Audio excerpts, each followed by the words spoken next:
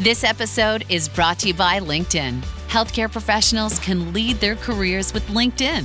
Discover jobs by specialty, preferred shifts, and even desired salary. From mental health therapists to radiology technicians, it's now faster and easier for healthcare professionals to find the right fit. Learn more at linkedin.com/healthcare. Side effects may include faster job placement, improved work-life balance, and increased career satisfaction. If we knew more about our sleep, what would we do differently? Would we go to bed at a consistent time or take steps to reduce interruptions to our sleep? With the all-new Sleep Score, Apple Watch measures your bedtime consistency, interruptions, and sleep duration. Then, every morning it combines these factors into an easy-to-understand score from 1 to 100. So you'll know how to take the quality of your sleep from good to excellent. Introducing the new Sleep Score on Apple Watch. iPhone 11 or later required.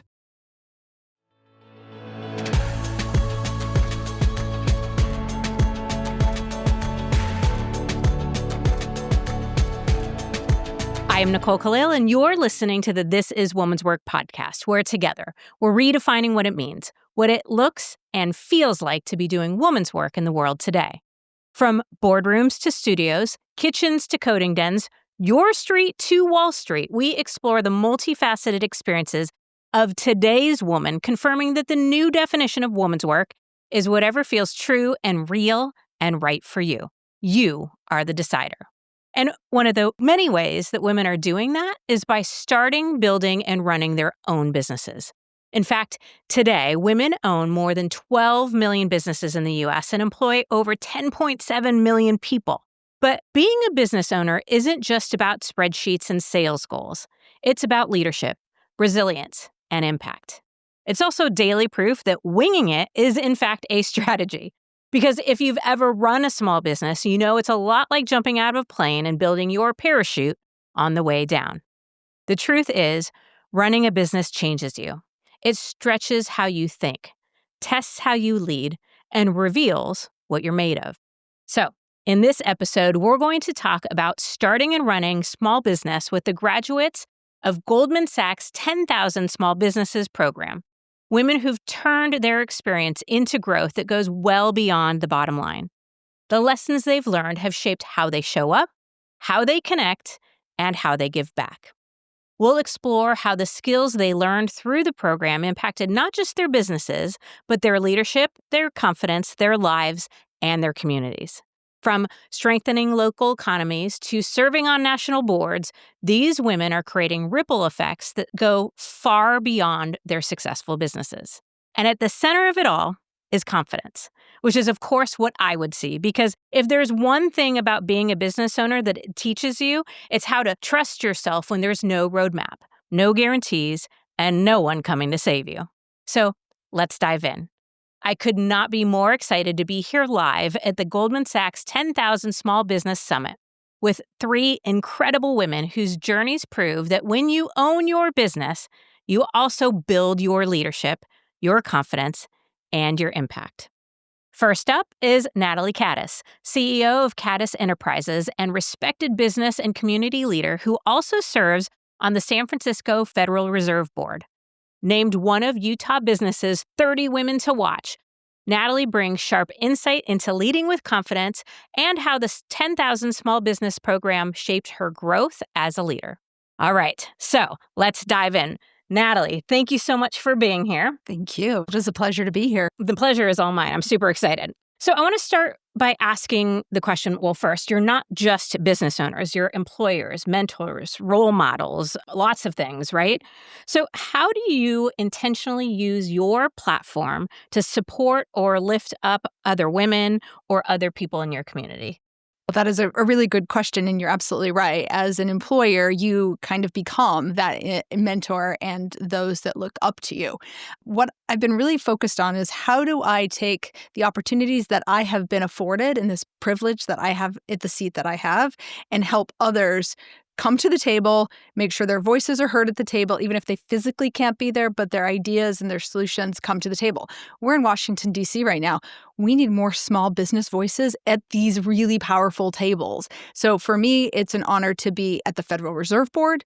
I'm also on the board of the U.S. Chamber of Commerce. I'm with Goldman Sachs. So that is something I take very seriously. In my community, I serve with the Salt Lake Chamber, and I'm really trying to make sure that other small businesses have opportunities to do the same thing because their positions and their perspectives need to be heard as well. And I think that it's, that ecosystem between small business and large business is really important. We need each other. So how do we do that? That's what we focus on.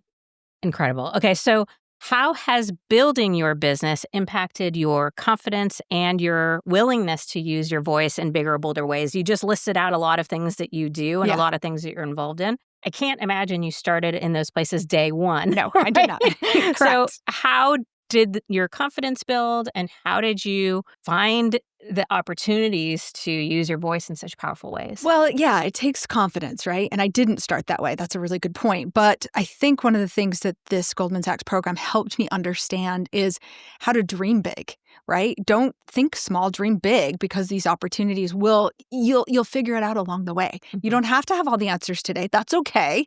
It is a little frightening, but it's okay to lean into that and you will develop and you will pivot and you will learn. And I think that that's one of the things that small businesses do really well at is being nimble, being able to pivot, being able to learn along the way. And so that's how I've grown.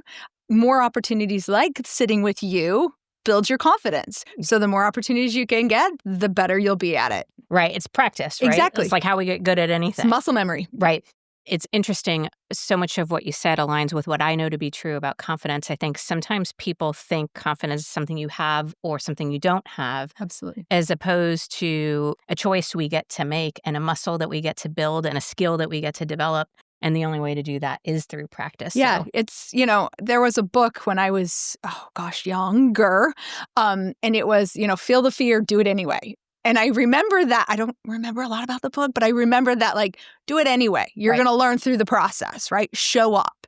I often tell other small business owners, it's really good that you went through the program, but you can't buy a gym membership and hope to lose weight. You have to show up. You have to do the work. And the results will come. And that's the exciting part.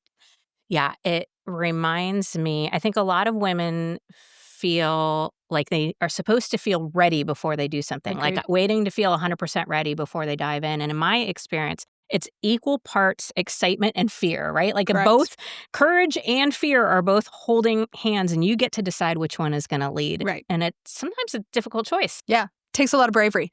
And the other thing that I think about for women is we also want to not be vulnerable, including myself, but that is bravery in itself. And so the bravery is important. Yeah.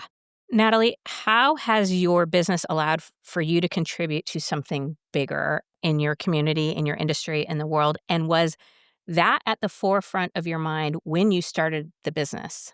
So we're a second-generation family business, and I took over the company in 2008. So if you remember the economy at that time. I do. Yeah, it's a hard time to take over a family business, and it was my in-laws. So I came in and took over the company. Times were tough, so I was really just focused on survive, and that was all we could do. This program came about after about 5 years, where it was like, okay, now here's a roadmap to not only just survive, but to thrive. So I've taken that responsibility personally that, look, I've been afforded this opportunity. How can I pay it forward?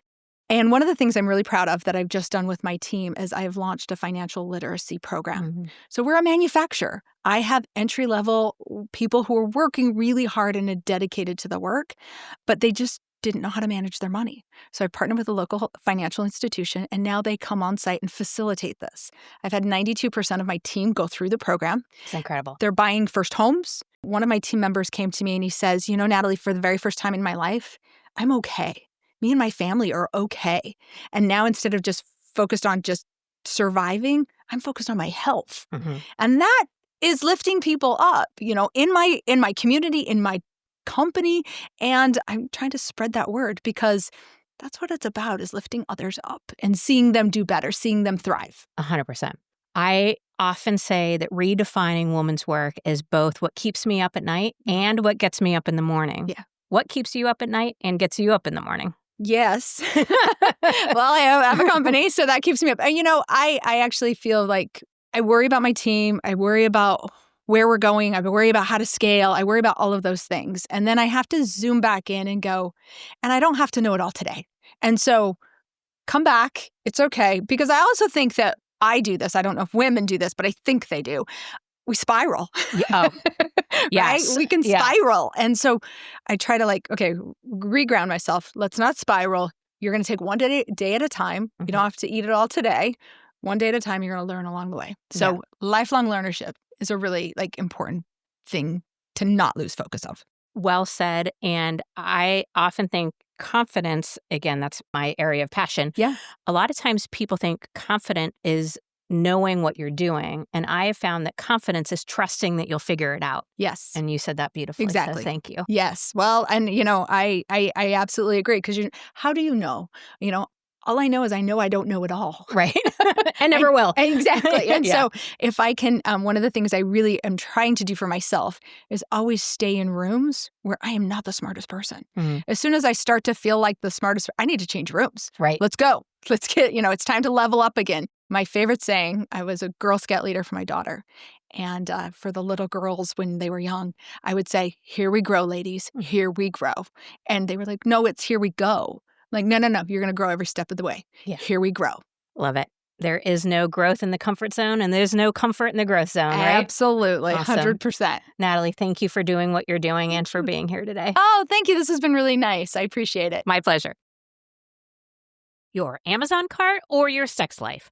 One deserves more attention. I mean, be honest. When was the last time you actually learned something new about sex? According to Beducated's latest survey, only 45% of people say they're really satisfied with their sex lives, and most of us wish it lasted longer and felt more like connection than like a checklist. And that's where Beducated comes in. They have over 150 online courses on sex and intimacy, everything from self-pleasure to spicing things up with your partner. Created by the world's top experts with real video tutorials and practical exercises. This Black Friday, don't just buy more, invest in intimacy instead. You can join now with 65% off the yearly pass. That's only $69 a year, and it's locked in for life. Use code WomansWork69 at beducate.me/WomansWork69. It's risk-free with a 14-day money-back guarantee. So stop buying crap that you'll forget. Start investing in experiences you won't. Again, that's Beducate, BEDUCATE. Visit beducate.me/womanswork69 and use code womanswork69 for 65% off the annual pass. Leaves are falling, lattes are being questionably flavored, and it's officially time to get cozy. And nobody does cozy like Cozy Earth. For me, fall and the holidays are all about curling up on the couch, lighting the fire, and changing into my PJs the second I'm done for the day, which is tricky because it's also the season of year-end goals, family coordination, and endless holiday shopping. And there's always that one person who's impossible to shop for. For me, it's my mom. So last year, I gave her Cozy Earth's pajama set, and she loved them so much that I'm just going to do it again. They're made with the softest stretch knit that feels incredible and sleeps cooler than cotton. So they're cozy without the overheating. They're so good, I'm putting them at the top of my list too. And Black Friday has come early at Cozy Earth because right now you can stack my code, Woman's Work, on top of their site-wide sale, giving you up to 40% off in savings. These deals won't last, so start your holiday shopping today. And if you get a post-purchase survey, mention you heard about Cozy Earth on the show. Make sure to wrap the ones you love in luxury with Cozy Earth. If you're anything like me, drinking enough water every day sounds great in theory, right up there with getting 8 hours of uninterrupted sleep and folding the laundry right away, which is why I found a smarter way to stay hydrated with Cure. Cure hydration packs are clean and simple, plant-based electrolytes, no added sugar, and just 25 calories. They hydrate better than water alone, and get this, they actually taste good. My favorite flavor is lemonade, but they have several great flavors that you can try, which make drinking water feel like less of a chore. They even have a Cure Hydration variety pack for kids. JJ uses them over long practices or tournament weekends, and honestly, I use them then too, because hauling kids around to all of their activities should qualify as a sport. Listen, staying hydrated isn't just about water. You also need electrolytes. That's why I love Cure. It's clean, tastes great, and actually works. And for This Is Woman's Work listeners, you can get 20% off your first order at curehydration.com/woman's work with code Woman's Work. And if you get a post-purchase survey, make sure to let them know you heard about Cure right here. It really helps support the show. Don't just drink more water, upgrade it with Cure. Tessa Arneson, co-founder of Maven District, where what began as a Pilates studio has evolved into a vibrant real estate and community hub where 75% of the businesses are women-owned. Tessa is redefining what it means to revitalize a community, creating spaces that empower women to lead with their whole self, with love and curiosity. Tessa, I know you've been doing a bazillion things over the last couple of days, so thank you for being here, for being our guest. Super excited for this conversation. Thank you so much for having me. I cannot wait to learn from you. Oh, well, I think it's going to be the other way around. No.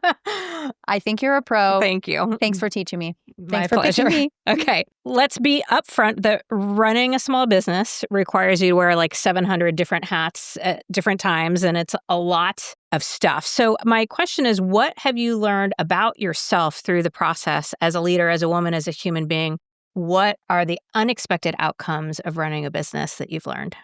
Well, first off, I absolutely do not think you can do it all. Yeah. I don't believe in that. I think we heard from yesterday, we heard one of the sharks say that you have to work 17 hours a day. And then when you get to 5 million, you need to work 27 hours a day forever. And for me, that is not sustainable.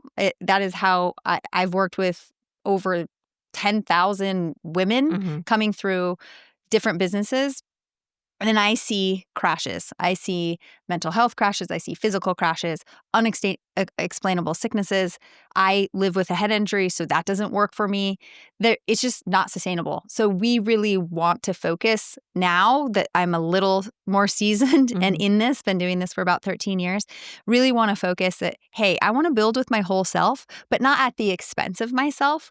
I really think from our team internally, we've just developed a way, hey, we don't need you to give your entire everything to us because we need to find some, I don't really like the word work-life balance, but we need to find some livability. And it's great to be passionate about what you do, but that doesn't mean you have to give everything. So this balance of how do I stay well and how do I show up to work and be my whole self, it can't be with working day in and day out. That doesn't work. It doesn't work for your family. It doesn't work for anybody. Yeah. And burnout doesn't actually help anyone, right? It doesn't. You crash. You burn. Do. Yeah. So you said several things in there. First, I talk about this a lot too. I do wonder if you want to be the absolute best at whatever it is that you do, if maybe you do need to work at all hours. Like I think of Olympic athletes or MVPs on sports teams, professional teams, or maybe a shark. I don't know. But you can create a ton of success. You can create a really successful business, a really great life without doing that. I guess my question is, how did you decide for yourself when you were willing to make trade-offs and when you weren't? Where did you decide the line was? I think it always happens in the crash, right? Right. Yes. When I fell to the bottom of the barrel, I have a head injury, as I mentioned, 5 years ago, and recovering from that, I realized I didn't have access to the same energy. My brain cannot function at the level it did before my injury. So I really have to think about how many tickets do I have? What am I going to do with my day and how am I going to expend my energy in order to not leave me empty? So we heard from Kat Cole yesterday, who I was so stoked on. She said, you can control how you wake up in the day and you can control how you go to sleep. It's one of the things that we talk to women entrepreneurs a lot about. The way I wake up in the day is I immediately do a little bit of breath work and then movement. I don't look at my phone. I'm not texting. I'm not making a list. I am not checking my email. The email is the big, and I haven't been on I feel like social media is kind of crushing the world. So I haven't been on since the birth of my daughter. She's almost 5. So for me, it's not great for me. So from a mental health perspective, I start my day that way. And then I end my day with no screens for an hour before bed, and I try and fuel my body in a way that's going to set me up for success the next day. And sleep, for particularly what I work with, is so, so huge. So if I'm not sleeping, it's a recipe for disaster. And so what I do in between is I have to really pay attention to how much do I have left over? How much is this one podcast? How many tickets is it going to take? And if I only have 3 tickets in the day, you're going to get all those tickets and there's nothing else. Yeah. And so I've got to cancel everything else. And that to me is the sustainable way to look at like what is the most important thing you can do with your time, rather than learning how to say no, than doing everything with your time. So there are so many good things in what you just said. And like you, I'm not a big fan of the work-life balance term. It never resonated with me. Flows. Yeah. People talk about work-life integration. I will tell you that doesn't resonate with me as much either. I'm an extreme introvert. So the idea of integrating personal and professional at all times, like I need sort of that separation. Sure. But what I've come to for myself is, instead of thinking of it as time management, I think of it as choice management. Because time is fixed and neutral, right? We all have the exact same amount of it. What is different are the choices that we make with the time that we have. That's amazing. And how do you do that? Can I ask? That's what I was going to ask you. Okay, because you answer, and then I don't know, maybe we can add to that. But I think you're going to probably have more to that because it's a cool way to say it. Well, and I think what you were saying is what sparked that thought for me. Is it's what is the best use of my time and energy and talent in any given day? And so you, I think, said credits, but if you have a certain amount of energy or time available, as we all do, to really think what is the best use of it, both at work and at home. So that was going to be my question to you, is how, in the face of all the things you could be doing with your time, energy, and talent, how do you decide what's the best use? How do you decide what gets your energy? Well, first of all, I was not born this way and had to really develop this skill. I have this really rad business partner who is one of the smartest humans out there, Rocky Donati, and she taught me that you have to learn how to prioritize and you have to say no to everything else. So she makes our team do a top 3 priorities every day, and we wake up and think about what are the 3 things that we need to do today. And if you don't get them done, that's fine. They go on your list for tomorrow. But the other things like scrolling social media, for me, that takes a ticket. That scrolling is zapping my creativity every time I swipe up my finger. So if I have limited amount to be great, where am I going to spend it? Am I going to spend it on social media? Am I going to spend it on a coffee meeting that is maybe exciting but not important? If so, I need to move that meeting. Yeah. But if it's important and exciting, then I can keep it. Right. But until those match up, that's how I learned to make those things. And I actually, it's a practice for me. It's something that I fail at often and then have to reset and say, ooh, why did I just say yes to all of those things? Like I love mentoring. So I will say yes to mentoring. But sometimes that also takes a ton of energy. Like you said, introvert. I am now kind of qualify myself as an amnivert, I think. Like I get energy from this, but also it'll wreck me too, Yeah. So it's a little bit of both. And I love, love, love that. But it's not going to move the needle on my business at the moment. So until I have more space, I have to put something more important, right? That will give some ROI to my time, more so than something I love, right? Because that still is important to me as a human. But if it's going to add stress and take away from the big things that I'm working on, those kind of big hairy goals that we all are going after at some point or another, I've got to bump that. So that's how I think about time. And sometimes I'm just getting one thing done. Like today, this would be my big thing, and I would have scrapped everything else. Yeah. So what I'm hearing is what's important, and I would put that in the frame of your goals, right? So knowing where your business is headed, knowing the goals you have for your personal life or your family, and then using that to define what's important. Like important and timely. Right. So if it's not timely, but it's important, it might not need to be done today. Right.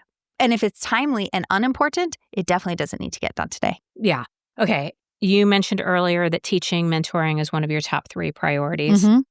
If another woman came to you, and I'm sure they do, and was ready to take the leap into entrepreneurship or running a business, and I would imagine they'd be scared and uncertain and full of fear and doubt like we all are when we start something we've never done before, what's one piece of advice you'd give her that you wish you'd heard or that you would have believed or somebody would have told you earlier in your journey? I wish I would have done it sooner, to be honest. Like, I was born to be an entrepreneur. I knew it when I was a little kid. I was wanting to be a kid in a oversized suit on the Life cereal box, the commercials that I grew up with. I was so certain. I used to say, I want to be a businesswoman when I was a kid. I knew what I wanted. But I waited till I was 30 in order to make that jump because I didn't think I knew enough. And I listened to the adults in the room that said I didn't know what I was doing. So just because I didn't know the answers, I didn't do it.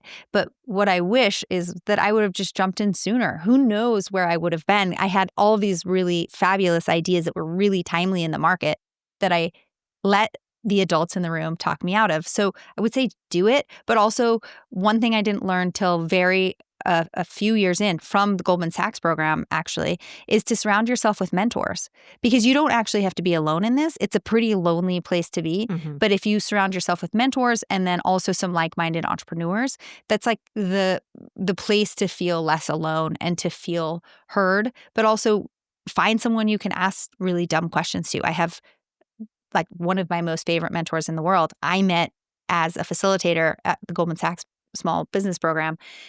And I still call her. I call her once a month. I'm texting her, hey, I don't know how to get my way through this. Can we go to coffee? And you're not supposed to know and you're not supposed to do it alone. So find people. Yeah. There are people like me out there that just love to give back. So find those people. Yeah. And work with them. It reminds me, I know Brene Brown talks about it a lot, but there's that old quote about being in the arena. And what I have found is that absolutely people who are in the arena with us are generous. They don't expect you to have all the answers. They don't think it's a stupid question. They're happy to share their knowledge and their experience. It's the people who aren't in the arena who are sitting there with all their judgments and their opinions and their things. And it can be really hard to not listen to those people, to drown those voices out and just be proud of getting in the arena, which is a big deal. And it's a big part of taking feedback, I think. When you understand, like, when I get this, because of I'm like slightly public face of the company on occasion with my team, but I'm out there a lot, and it's sometimes hard when you get nailed on that feedback. But what I think about, what always gets me back to center is, are they in the arena with me? Because most of the time I get that really, really critical feedback. They don't understand. They're bringing their own history and how much of it is actually true, right? And so you can just steal the nuggets that are true, leave the rest. Yeah. It reminds me of something that somebody told me once that said the only way to avoid negative feedback or criticism is to do nothing. And that would be a bummer. Yeah. None of us were put here to do nothing. No, we're here to create something amazing. So I don't love it, but when I do get a harsh comment or whatever, I just remind myself it's because I'm up to something big. That's the amazing. only way that would be. Do you have coming. a practice around it? I'm curious. Like, if somebody were to come up and say, "I hate your podcast. It's stupid." Yeah. What would you? How do you not let that seep into your bones and wreck you? I do have a process. It's a 4-step process that I use all the time. Right now. So I basically say, what are the facts? Only the facts. Sometimes we engage with our opinions or our thoughts or perspectives as if they're facts, but they're not. So what are the facts? The facts are, I have a podcast. The podcast is called This Is Woman's Work. About 200,000 people download episodes each month. We've had 350 plus episodes. These are the facts, right? And so separating those out from everything else is, I think, really important. And the second question is, I ask myself is, what am I making up about the facts? And so in this case, what I'm making up is that this person is right, that my podcast sucks, or that I'm doing something wrong, or that I'm not good enough or reaching enough people, or that I shouldn't have said that thing or whatever. Like, it's the head trash that we all have, the noise. And so separating out the facts between what I'm making up about the facts. Another option is I'm making up this person's an idiot and they don't need to be listened to. And there are so many options, but separating them out and distinguishing, I think, is important. Then the third question I ask is, what is a more productive and more empowered way to see it? And in this case, it would be, well, I'm up to something big. Of course, somebody's going to have a negative opinion about it. My show isn't meant for everybody, and that's okay. It's clearly not meant for this person, which makes it easier for the people it is meant for to find it. Something along those lines. More productive, more empowered way to see the exact same thing. Lens shift. I love a good lens shift. Me too. Reframe, right? Yeah. And then the fourth question is, how do I get into action from here? Oof. And so action builds confidence. We don't think, hope, or our fingers and toes cross our way into it. We put one foot in front of the other towards what matters most. And so then that's my opportunity is, how do I step forward into action? And for me in that situation, it might be trying to find somebody who is the right listener for this, or maybe it's learning a lesson that I needed to learn and developing a skill. Who knows? But that's a process I go through on a pretty regular basis to try to get myself back into a good place so that I can move forward toward what matters and not get stuck in the mire of one other person's opinion. Mm-hmm.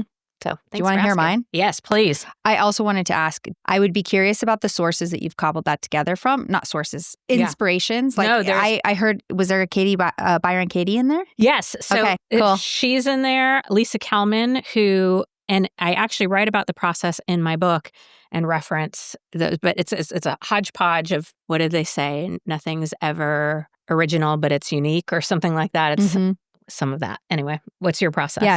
So this was developed by my business partner. She's just the way she thinks, like, I wish I had this kind of thought available to me. This is called Maven. Meet the moment. So what's going on? Mm-hmm. Yeah. What are you going to do with that information? Align from within. Yeah. Venture into the next step. Okay. Evaluate and celebrate. Mm-hmm. Nurture your next step. Love it. Mm-hmm. And I love the word celebrate. We don't do that often enough. We don't celebrate enough. Yeah. Well, I could celebrate you all day long. I know. You're amazing. This is so fun. Same friend. I mean, should we do this again? Yes. Will you come on my podcast? 1,000%. Happy to do it. And again, I wish I had more time, but Tessa, thank you for the incredible work that you're doing, for being an advocate for other women, identifying their strengths and their opportunities and getting into entrepreneurship sooner. And really, most importantly, to lead with their whole selves and with love and curiosity. I couldn't be any more behind that mission. So thank you. Thank you. The family that vacations together stays together. At least that was the plan. Except now the dastardly desk clerk is saying he can't confirm your connecting rooms. Wait, what? That's right, ma'am. You have rooms 201 and 709. No, we cannot be 5 floors away from our kids. The doors have double locks. They'll be fine. When you want connecting rooms confirmed before you arrive, it matters where you stay. Welcome to Hilton. I see your connecting rooms are already confirmed. Hilton, for this day. This episode is brought to you by Nature's Bounty. Nature's Bounty believes your body is brilliant, naturally designed to thrive, inside and out. For those always looking for new ways to support your health from head to heels, Nature's Bounty has a range of over 400 vitamins and supplements born from 50 years of trust and care. Nature's Bounty. It's in your nature. Visit naturesbounty.com to learn more. And finally, we have Perla DeLuca. She's the owner and CEO of Southeast Constructors and founder of the Pink Hard Hat Foundation. An immigrant woman thriving in construction, Perla's built a successful company and a movement, opening doors for women and people of color to access training and high-paying careers in the trades. She's living proof that breaking barriers can also pave the way for others to thrive. We're here with Perla DeLuca. Thank you so much for being here. I'm excited. Thanks for having me, Nicole. And I love the pink hard hat. I mean, come on. Thank you so much. Okay, so I want to start by talking about how the 10,000 Small Business Program, it's designed to help business owners grow strategically, but so much more than just that happens. So what's one unexpected way that the program has changed your approach to business or leadership or life? So the program, I graduated 5 years ago out of the Des Moines cohort. The program was basically part of everything that is happening right now. Like, I didn't have the opportunity to go to college, so I entered the program to learn more financials. So what I learned during the Goldman Sachs program was leveraging. So that's what eventually led me to open the school, and now I started foundation. So it's all related on a way. So they're all different segments of my business and my experience, but I wouldn't be able to do it if I didn't have access to capital at the time. So you mentioned the word leveraging, and I think a lot of times we as women think we're supposed to do it all, be it all, have it all, look good while doing it, and somehow make it look effortless, right? Like this sort of be all things to all people all the time. So when you talk about leverage, what does that mean? How are you leveraging people, time, technology? So for me, I'm a connector, right? So I'm always like, if I know somebody needs a plumber and I know a plumber, and I'm always like connecting people. I think that's what led me to do the foundation and the school too, because I think like on my situation, construction has been amazing to me. So to be able to go full circle and give it back and just give people the opportunity that I was given when I came to this country 28 years ago, it's just an amazing experience. Also, the leadership component of leveraging is important too, right? I knew I didn't have money to help people or give back, but I knew I had time and my experience, and maybe just try to empower other women. Yeah, great. I think outside looking in, everything looks easy and natural. Like when we think of social media, right? We always see the highlight reel, but the reality is this is hard stuff. So what's a leadership lesson or a business lesson that you learned the hard way? And how has that changed how you show up with your team or your clients or in your business? I try to lead by example. Would be one aspect of it. And another thing that I always, like I carry with me is loyalty, right? And I try to instill that on my students. I try to explain that the only thing you have is your name and your integrity. And then if you're going to lead that way, then eventually everything is going to come, at the right time. I think what changed too, I used to have other businesses in Florida, and I used to want the big office with the glass and all that. I'm past all that. Yeah. I'm really happy with like my little house in Iowa now, and just seeing my students every day and just try to, inspire women. Yeah. So on that note, it sounds like you created a new or different definition of success than what you had early on. I think a lot of us can relate to that. What are some of the things that impacted your changing your definition of success?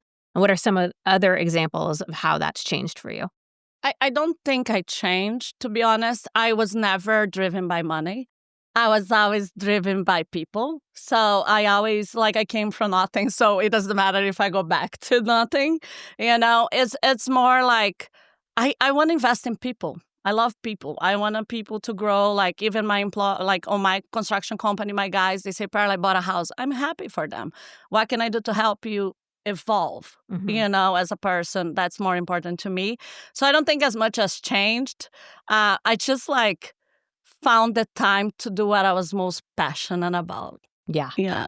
Okay, so one of the things we're often told is it's important as business owners to have a business plan. But the other thing we know is in reality, plans sometimes go out the window, right? And so my question is there a moment where something didn't go as planned or where you had to pivot or adapt? And can you share with us a little bit about that and how you redefined success or your plan through that experience? How much time do we have? Right. Okay, I'll make it quick. I used to own 3 real estate offices in Florida. I had to close all of them. I had to sell all my properties during the crash. And that for at least on a personal level, I want to bring this one to the personal level. I felt guilt. I felt really bad for 6 months. I kept thinking, what did I do wrong? But it was just the economy. And then I remember my partner at the time said, when you stop feeling sorry for yourself, we have business to take care of it. And then he's like, let's just do federal contracting. Let's just switch gears. And he's right. It's we got to be kind to ourselves, on the sense I felt like back then was my first business. I felt like a failure, right? Mm-hmm. But then I realized that I lost just the business. I am the business. I started again and I'm on the same position I was when I lost everything. So that voice that we all have inside of our own minds that says things that are never kind and very rarely true, like, what did I do wrong, or I failed, or I suck, or whatever version of it is, I call that voice head trash because I want it to sound as dirty and disgusting as it actually is, right? When that voice pops up for you, as it did in that example, is there anything that you say to yourself or anything that you do to help make sure that that voice doesn't take over? So I have mantras sometimes, but I've been through a lot. We don't have time on this podcast, but I learned not to cloud my head with negativity. Mm-hmm. I think a lot of us go to the gym and we take supplements, but I think our stronger muscle is our minds. So I try to think of everything that happened to me as a lesson to move forward.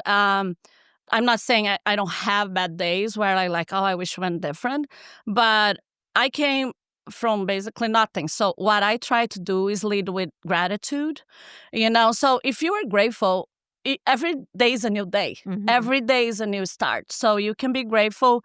I'm grateful when it's bad too, because I always know could be worse. Yeah.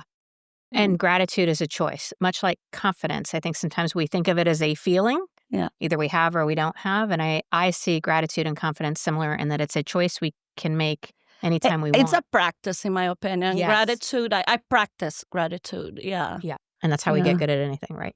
So my last question is around so much of entrepreneurship being framed around hustle and grit and grind and growth, but that's not always the whole story. So how has your definition of success changed from when you started your business to now? And what is your relationship with hustle, grit, grind, and all that stuff? For me, it was like I say, when you start from zero, everything you accomplish it's already a step up. I never thought, when I was cleaning houses before I started doing construction in Florida, before I did the real estate, before I did all this, I always thought as a stepping stone for something bigger. I think if you have a passion and if you really believe and you treat people right on the process, and you love what you do, you're already doing well. It doesn't matter if it's not financially, I don't measure that like financially. Yeah. Well, Perla, thank you for the incredible work that you're doing and for reminding us that it's people at the heart of all of this, and business and gratitude and all of those important life lessons. If people were talking as much about gratitude as they were about grit, I'd be a much happier person. So thank you. Yes. Oh, thank you for having me. And I just want to say real quick, for all the women out there that they told you cannot be in construction, look me up. I will do mentoring, and you can do it. A lot of people said I couldn't do it too. Okay, friend, as always, we'll drop all the links to find and follow these amazing women and their businesses in show notes.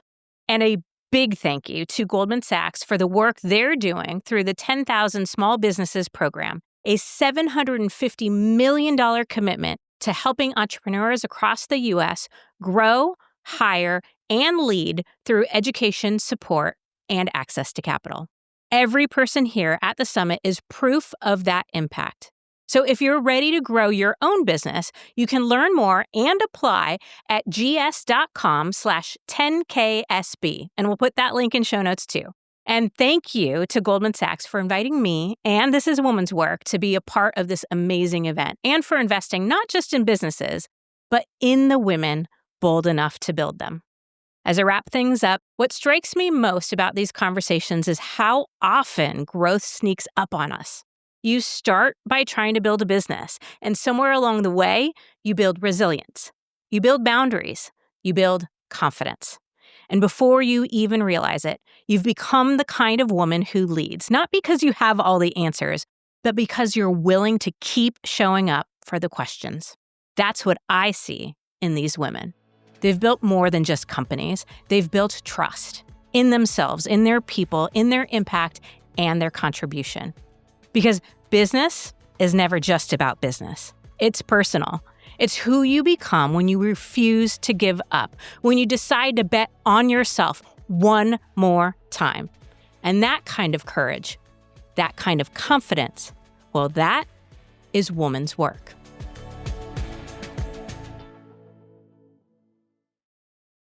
Hey, Ryan Reynolds here, wishing you a very happy half-off holiday, because right now Mint Mobile is offering you the gift of 50% off unlimited. To be clear, that's half price, not half the service. And Mint is still premium unlimited wireless for a great price. So that means a half day, yeah? Give it a try at mintmobile.com/switch. Upfront payment of $45 for 3-month plan, equivalent to $15 per month required. New customer offer for first 3 months only. Speed slow after 35 gigabytes if network's busy. Taxes and fees extra. See mintmobile.com.